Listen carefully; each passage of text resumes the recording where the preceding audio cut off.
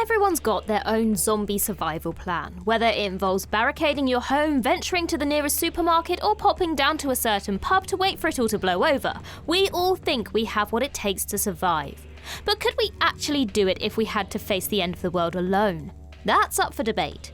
Some zombie movie protagonists don't have the luxury of debate because they have to take on the undead masses single-handedly. Before we get started, a quick disclaimer. It's almost impossible to find a single zombie film where the main character doesn't interact with anybody else. Nobody wants to make that film and nobody wants to see that film. Well, with that in mind, I'm Ellie with What Culture, here with 10 great zombie horror movies with a lone protagonist.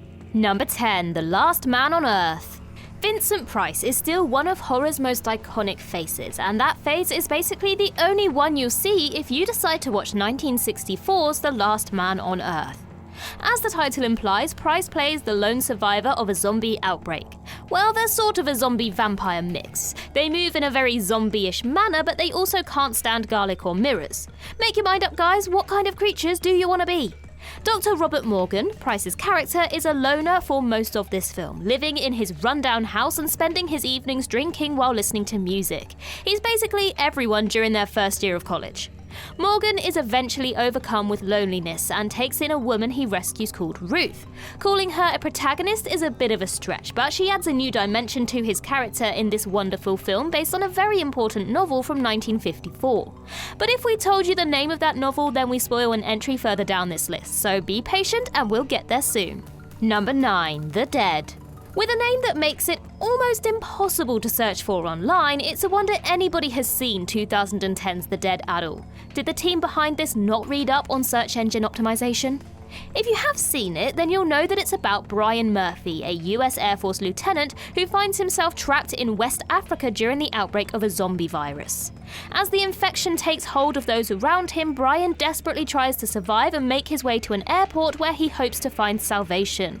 Brian is accompanied by a local soldier, Daniel, but it's clear that the lieutenant is the main focus of the story. Daniel is mainly used to fill in gaps in the narrative and add some emotional weight to the piece, but he's more of a sidekick than an actual leading man. Number 8, Exit Humanity. If you're trying to write a piece of zombie fiction and are out of ideas, then just try choosing a random time in history and dropping a few of those biters in there. That's what the team behind Exit Humanity did, and their film came out just fine. Beginning its rollout in 2011, Exit Humanity is a gripping and original tale of Civil War soldier Edward Young, who returns home from battle only to witness his wife and child being killed by a zombie.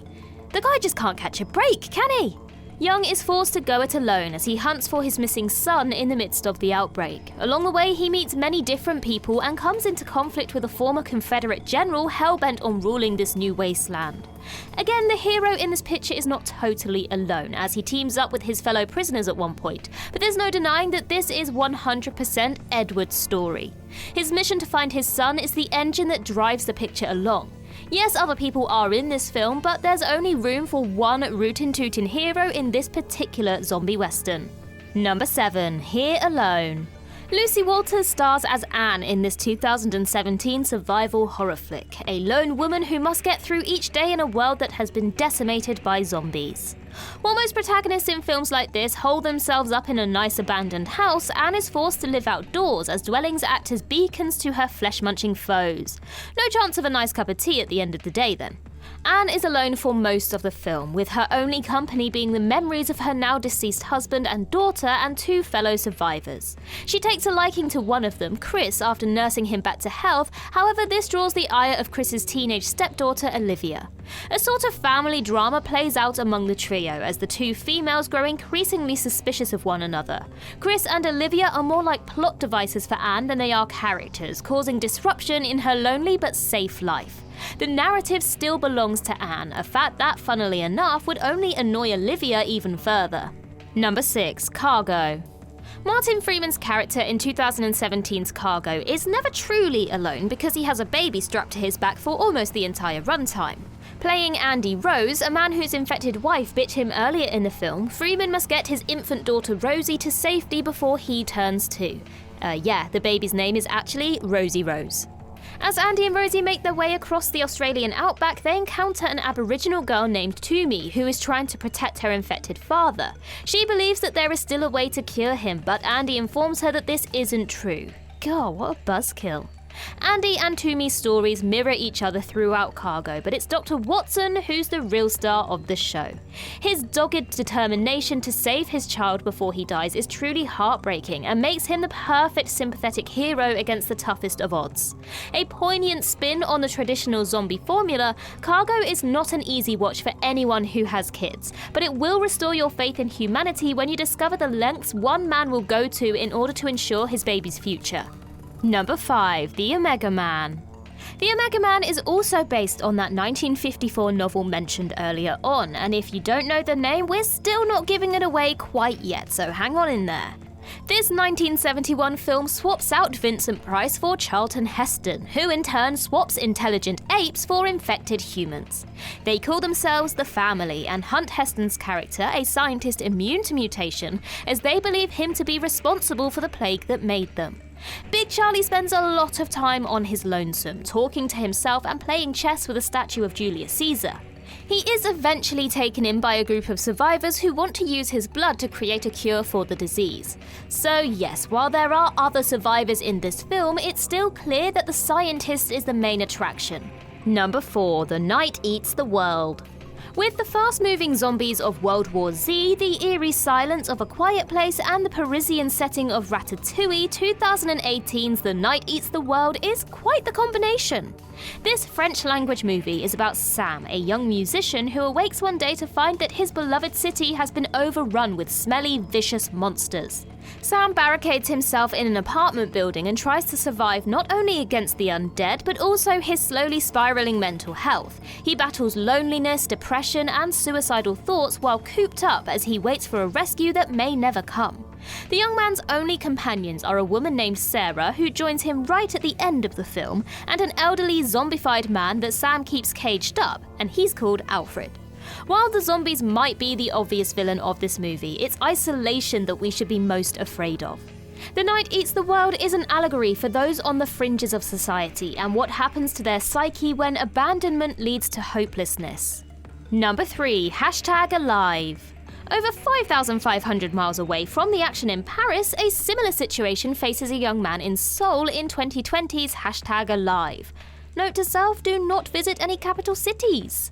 Jun Woo is an avid gamer who finds himself trapped in his apartment when a virus drives the city's residents to commit acts of grisly violence.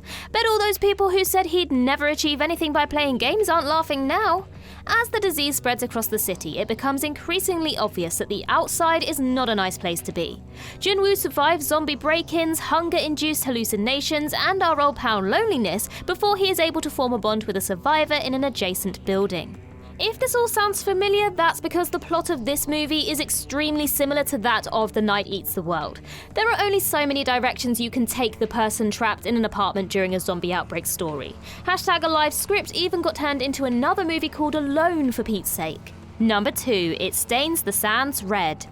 Released in 2016, this Canadian-American collaboration follows a couple trying to escape a zombie apocalypse. But hopefully the actor playing Nick wasn't paid by the hour for this one because he dies almost straight away.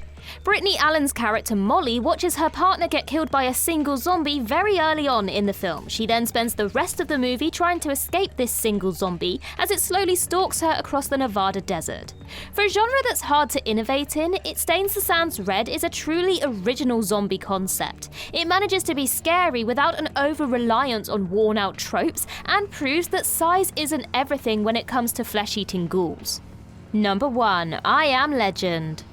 The entire reason that DoesTheDogDie.com exists, I Am Legend is the third and final picture on this list inspired by the 1954 novel with which it shares a name. Will Smith plays Robert Neville, also the name of Charlton Heston's character, an army virologist who has survived an outbreak of mutated measles and is living alone in New York with his dog Sam. He fights each day to secure enough supplies to survive, as well as battling against infected humans known as Dark Seekers. After the loss of his beloved pet, please don't go there, I'll just cry, Neville seeks revenge on the Darkseekers, but encounters 2 human survivors instead. He is able to give them a cure he has been working on, but sacrifices himself while letting them escape.